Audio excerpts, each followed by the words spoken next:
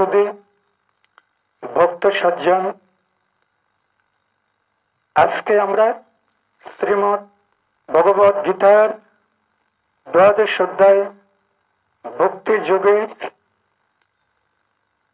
13 নং শ্লোক এবং 14 নং শ্লোক আলোচনা করছি।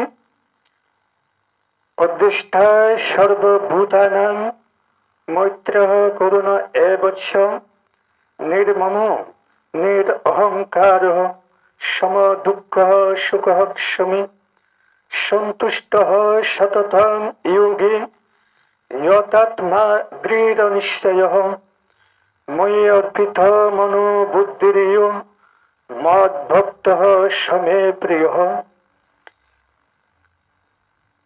পরমেশ্বর ভগবান বলছেন, সে পরমেশ্বরের যে ভক্ত সর্বভূতে বিদ্বেষ পরিশূন্য, মিত্র ভাবাপন্ন, করুণা পরায়ণ এবং মমতা শূন্য, নিরঅহংকার, সুখে ও দুঃখে সমজ্ঞানী, ক্ষমাবান, সর্বদা সন্তুষ্ট, দৃঢ় নিশ্চয়, সংযত চিত্ত ও যোগী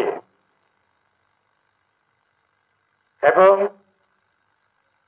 যে ভক্ত পরমেশ্বরের প্রতি মন বুদ্ধি সম্পূর্ণরূপে সমর্পণ করিয়াছেন, তিনি একমাত্র পরম করুণাময়ের পরমেশ্বরের প্রাণপ্রিয় ভক্ত। আমাদের প্রত্যেকটা গীতার তত্ত্ব আমাদের সমভাবাপন্ন এবং জগৎকে এক আত্মদৃষ্টিতে ব্যাখ্যা করে গিয়েছেন।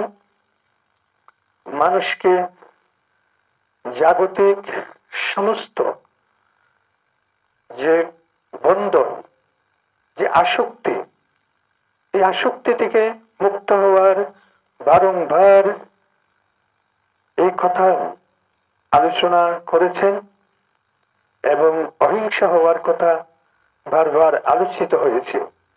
তাই সুপ্রিয় সুধী, এই হলো আমাদের সনাতন ধর্ম, তার মর্ম এবং তথ্য। তাই সকলে এইভাবে গীতা পাঠ করুন এবং তার মর্মার্থ বুঝে নেওয়ার চেষ্টা করুন।